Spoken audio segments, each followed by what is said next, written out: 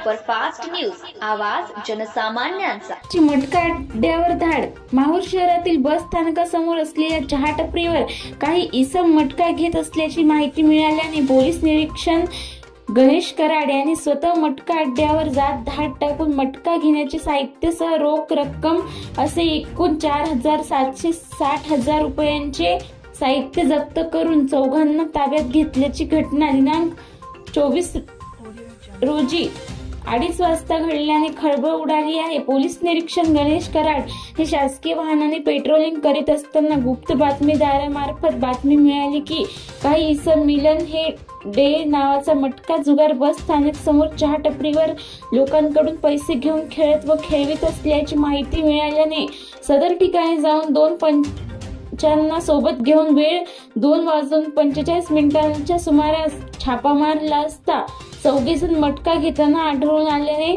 त्यांना पकडून ठाण्यात आणले। त्यांची अंगझडती घेतली असता त्यांच्या अंगझडतीत खालील प्रमाणे मटका जुगाराचे साहित्य व नगदी मिलन नावाचा मटका जुगाराचे आकडे लिहिलेले डायरी, त्यावर मराठीत आकडे लिहिलेले 3 पेन असे 4,760 किमतीचा मुद्देमाल त्यांच्या ताब्यात मिळून आल्याने हे सर्व साहित्य आणि रक्कम जप्त करून चौघांना अटक करण्यात आली आहे। या कार्यवाहीत पोलीस निरीक्षक गणेश कराड, सपोनी पालसिंह ब्रह्मांड, सपोनी संदीप अन्ने बोईनवाड, पोहेका गजानन चौधरी, कैलास जाधव, पोहेका कैलास जाधव, पोहेका पुष्पा पुसनाके, पोका पवन राऊत, होमगार्ड सहभागी होते।